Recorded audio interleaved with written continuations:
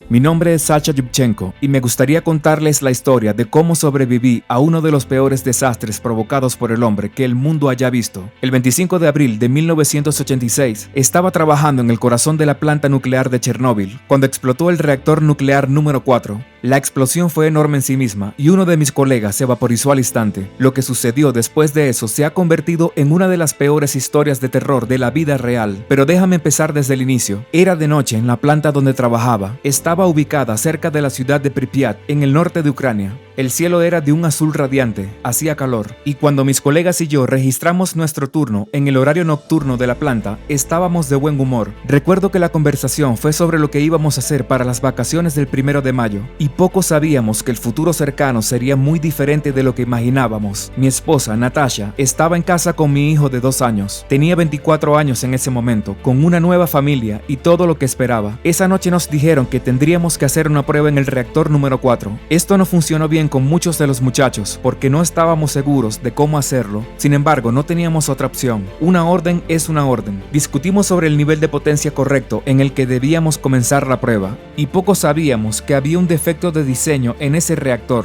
Esto demostraría ser lo que podríamos llamar una falla de diseño fatal. Lo que estábamos probando básicamente era una simulación de un corte de energía eléctrica.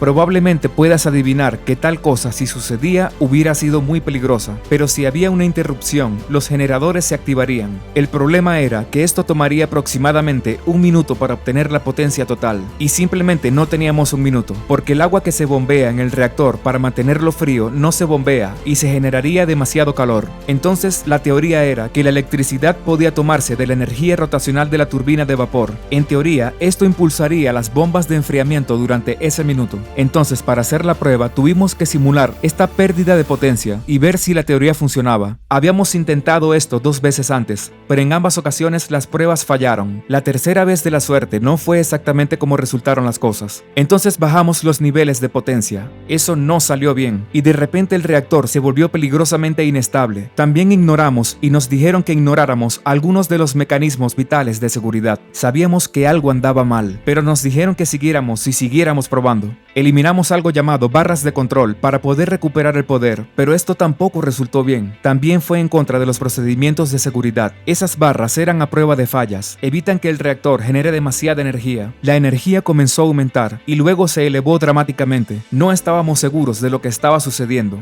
En el reactor se estaba acumulando vapor. Se podría decir que lo que teníamos era una olla a presión de proporciones enormes. Sabíamos que teníamos una emergencia en nuestras manos. Presionamos el botón SCRAM, que era el apagado de emergencia. Luego volvimos a insertar las barras de control, pero se atascaron. Lo que no sabíamos era que las puntas de grafito en esas barras causaron un aumento de potencia. A la 1:23 con 45 segundos de la madrugada, esta olla a presión explotó. El techo de 1000 toneladas fue volado y una bola de fuego estalló hacia el cielo. El aire estaba lleno de polvo, se arrojaban pedazos de grafito por todas partes. La radiación se derramaba en la atmósfera. Era el infierno en la tierra, en sentido literal. Todos estábamos impactados en la sala. El boom fue tan grande que pensamos que había ocurrido una guerra. Las paredes se estremecieron, todo el lugar se sentía tan inestable. Créeme, soy un hombre enorme y no tengo mucho miedo, pero en ese momento me sentí pequeño, a merced de algo terrible. Luego fui a buscar a mi amigo, porque debió haber estado más cerca de la explosión. Estaba oscuro en los pasillos, había polvo por todas partes. Lo que podía escuchar era un silbido. Había estado demasiado cerca de las bombas. Él estaba muerto.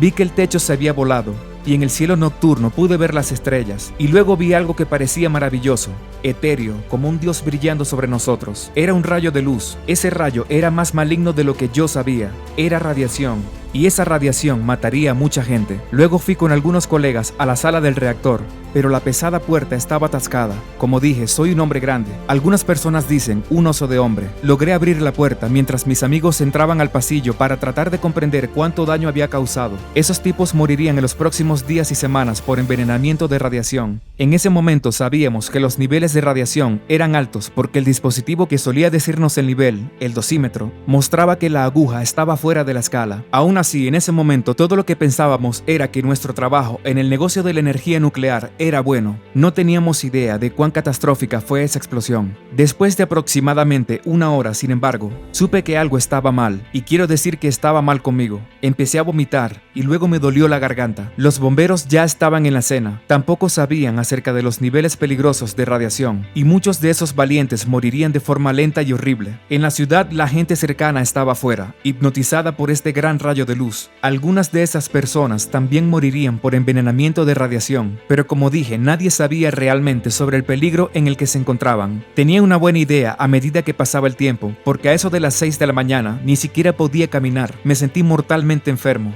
El sombrío cegador de la radiación estaba dentro de mí, lentamente tratando de liberarme de mi vida, mi hijo, mi amada esposa. Me llevaron al hospital y allí algunos de nosotros hablamos sobre lo que nos estaba pasando. ¿A cuánta radiación hemos estado expuestos? Un tipo parecía saber de qué estaba hablando y dijo que si vomitas así tan rápido, bueno, es mucho. Incluso podríamos morir. De hecho, más tarde supe que vomitar después de la intoxicación por radiación significa la muerte para la mayoría de las personas. Descubrí que había estado expuesto a 4.1 Sievert de radiación. No sabes lo que esto significa, por supuesto, pero déjame decirte que fue aproximadamente 650 veces superior al nivel que los trabajadores de una planta nuclear deberían exponerse no en una hora, sino en un año. Es 5000 veces más de lo que la persona promedio debería estar expuesta en un año entero. Sabía que estaba en problemas. Algunos de esos tipos con los que hablé en el hospital murieron horriblemente. De alguna manera se podría decir que se derritieron desde adentro. Luego las cosas se pusieron aún más surrealistas cuando la KGB llegó al hospital y comenzó a hablar conmigo. Me dijeron que tenía que ir a Moscú y ahí fue a donde me llevaron sin ni siquiera informar a mi esposa. 128 de nosotros hicimos ese viaje y creo que 5 personas en este grupo murieron. Me refiero a que murieron pronto, por supuesto. Solo Dios sabe quiénes murieron como resultado de envenenamiento en los años siguientes. Llegué a Moscú y una de las primeras cosas que me hicieron fue afeitarme la cabeza. Este no era el momento de preocuparse por las apariencias, y de todos modos en una semana se me cayó todo el vello. La mayoría de nosotros tenía problemas para respirar, nos dolían los ojos, nos dolían las narices, todo parecía doler. Luego nos hicieron trasplantes de médula ósea. Tuve muchos, de hecho. Lo realmente extraño y escalofriante es el hecho de que muchos chicos y yo de repente nos sentimos mucho mejor. Lo que no sabíamos era que con el envenenamiento por radiación a niveles tan altos hay una especie de periodo de descanso, un hiato en el caos que ocurre en el interior. Crees que estás mejorando, pero las peores cosas comienzan a suceder. Para mí, un punto bajo fue retirar las sábanas de mi cama un día y ver mi piel ulcerosa muerta. Las peores partes de mí eran mi hombro, mi cadera y mi pantorrilla. Eso es porque cuando sostuve esa puerta, esas partes estaban expuestas a niveles realmente altos de radiación. Si hubiera entrado, bueno, eso habría terminado con mi vida. Algunas partes de mi cuerpo parecían comerse vivas. Pedazos de mí se volvieron negros. Fue horrible de ver. Me estaba convirtiendo en un monstruo, una especie de mutante radioactivo. Pero tuve suerte, pasé por muchas operaciones y tuve muchos injertos de piel. No estaba muerto, pero cuando me dijeron que podría perder el brazo, estaba un poco molesto.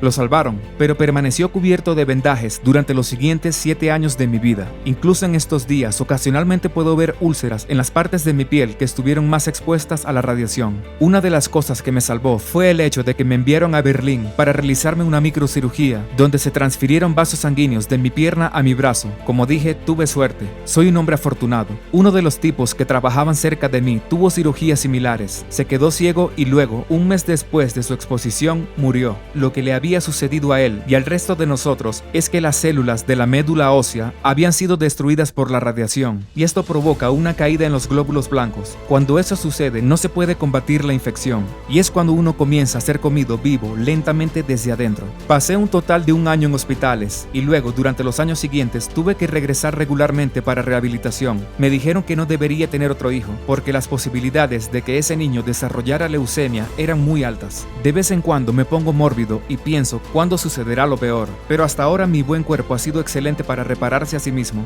Mi esposa me ha apoyado, y no fue fácil en ocasiones. La gente sabía lo que me había pasado, y pensaban que era una bomba de tiempo andante. Cruzaban la calle cuando me veían, porque pensaban que les pasaría el veneno. Era uno de los monstruos de Chernóbil para ellos, caminando con un cartel de peligro de radiación en mi espalda. Pero estoy aquí y estoy feliz. Creo que ahora puedo decir con seguridad que sobreviví a Chernóbil. Mi nombre es Sasha Yubchenko y esta es mi historia. Cuéntanos qué te parece esta historia en los comentarios. Además, mira nuestro otro video, Escuadrón Suicida de Chernóbil. 3 hombres que evitaron un desastre nuclear aún peor.